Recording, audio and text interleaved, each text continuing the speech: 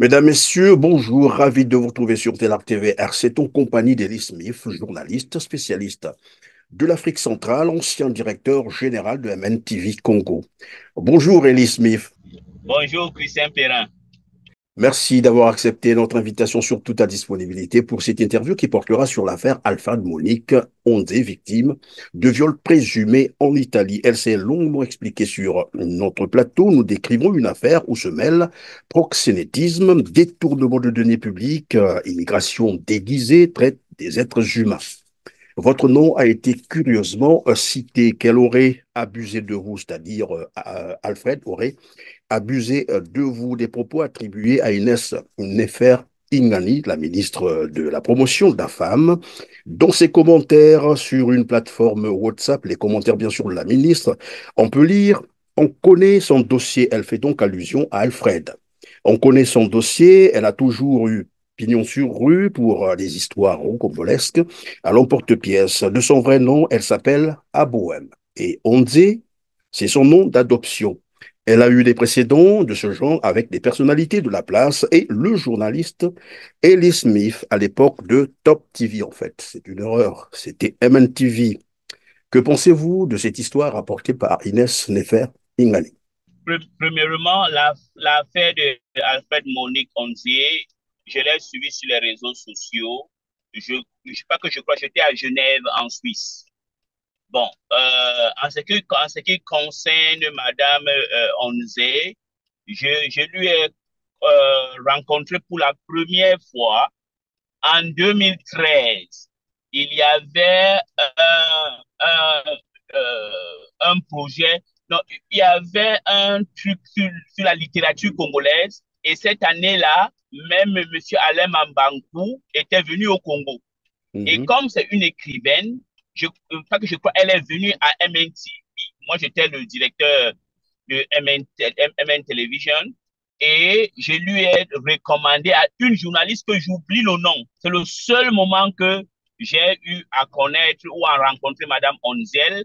Elle m'avait même dédicacé une de ses livres. Et moi, je me suis dit, bon, quand on trouve une Congolaise qui peut écrire et publier, c'est tout à fait normal pour moi de faire, de lui mettre en contact avec une journaliste de MNTV. C'était tout.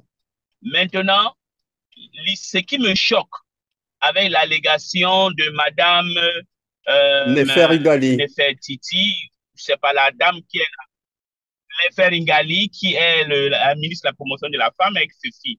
Je crois que elle a fait une erreur, si je ne me trompe pas. D'abord, elle est la ministre de la promotion de la femme. La première chose qu'elle devait faire, normalement, une dame comme elle devait d'abord manifester ce qu'on appelle une solidarité féminine. Ça, c'est la première. La deuxième, c'est de faire une enquête, de savoir si les allégations que Madame Onze est en train de dire sont vraies ou faux. Mais on doit savoir que les femmes dans les pays de l'Afrique centrale ont souvent des difficultés avec des hommes. Donc, je pense qu'elle devait faire une enquête et défendre cette dame au lieu de vouloir, comme je vois, la dénigrer. Donc, moi, je voudrais dire une fois de plus ici, avec véhémence, que je n'ai jamais eu mal à partir avec Madame Onze. Donc, si eux, ils ont un problème à régler là-bas au Congo, qu'ils le règlent. Mais je trouve normalement que quand il y a une allégation de viol, on prend la peine pour enquêter et défendre cette pauvre dame qui dit qu'elle a été violée. Mais moi, je n'ai jamais eu quelque problème avec cette dame. En d'autres termes, vous êtes en train de nous dire que c'est une campagne de diabolisation menée contre Alfred Monique Onzi, c'est cela. Et donc, les propos rapportés par Inès Nefer Ingani sont là des allégations mensongères. Et pourquoi devrait-elle mentir? Pour protéger sa collègue Jacqueline Mikolo? Je pense que c'est une solidarité professionnelle. Peut-être elle veut protéger sa collègue ou de l'autre côté, elle n'a pas assez d'informations ou, vous savez, dans les systèmes comme celle que Madame Ingani?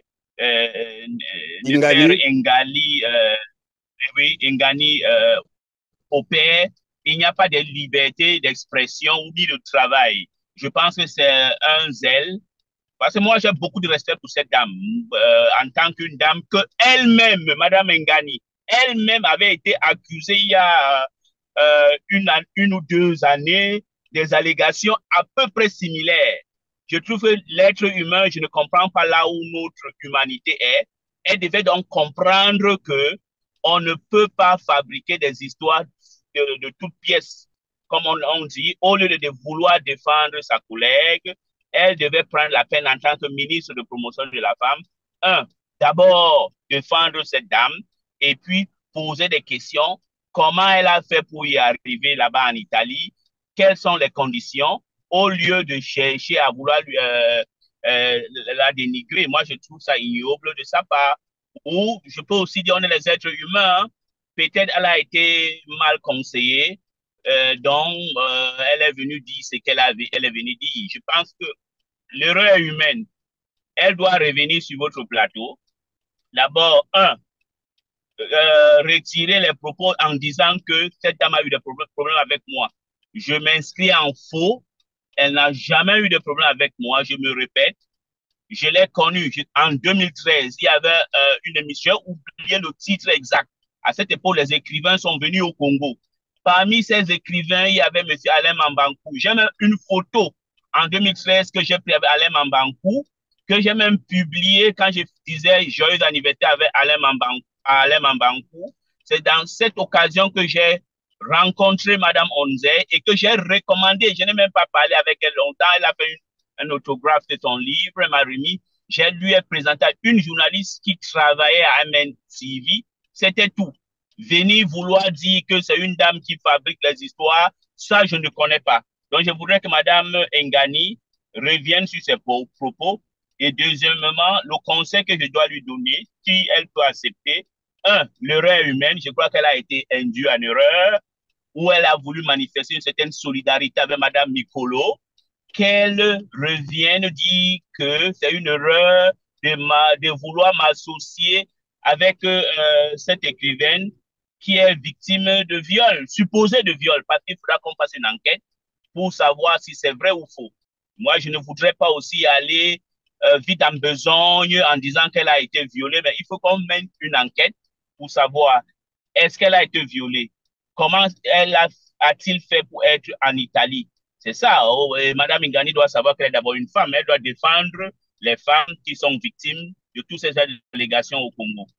Évidemment, c'est comme tu es en train de le dire, Elie Smith, c'est que la dame s'est retrouvée dans la délégation ministérielle des petites et moyennes entreprises qui a accompagné Denis Sassou Nguesso au sommet Italie-Afrique. Et donc, elle était parmi les artisans. Et finalement, cette affaire se produit et curieusement, elle est abandonnée à son triste sort, en train de se battre seule. Et là, on constate au lieu, comme vous l'avez dit tout à l'heure, parce que le premier réflexe de la ministre Ingani, comme Jacqueline Nicolo également, il serait de protéger cette dame, de faire dire le droit, de mener les enquêtes, que de se livrer finalement à ce qu'elle est en train de faire. Et comme je l'ai d'ailleurs rappelé, c'est une forme de campagne de diabolisation, on ne sait pas pour quelle raison, puisque plus loin, on peut aussi lire ce qu'elle a écrit aux dernières nouvelles. C'est elle, hein, toujours, qui écrit aux dernières nouvelles. Elle a demandé, donc Alfred, aux dernières nouvelles, elle a demandé l'asile politique et le mis en cause, donc Fabrice, le violeur, a porté plainte car le viol n'est pas prouvé, alors qu'il n'y a pas encore eu procès jusqu'aujourd'hui, donc elle ne peut pas déjà parlé d'un viol qui n'a pas été prouvé. Je ne sais pas sur quoi elle s'en tient, mais ça prouve à suffisance que c'est une campagne, mais vraiment de diabolisation. Mais en plus, sur ce plateau, elle a dit, elle a réitéré qu'elle va rentrer au Congo-Brazzaville, qu'elle ne demandera pas l'asile. Et donc, je me demande où est-ce que Madame Inès Nefer Ingani trouve tout ce qu'elle est en train de débiter sur sa plateforme. Bon, mais bref. En tout cas, merci d'avoir été avec nous, d'avoir disposé tout ce temps. Je rappelle que vous êtes journaliste spécialiste de l'Afrique centrale, ancien directeur de BNTV Congo. Encore, merci d'avoir répondu à nos questions. Je vous en prie. Mesdames, Messieurs, merci de nous avoir suivis. Comme d'habitude, juste ne pas oublier de cliquer sur le petit pouce solaire juste en bas de cette vidéo. Après avoir partagé massivement cette émission pour nous aider à atteindre un plus grand nombre de téléspectateurs, mais aussi de parfaire notre référencement.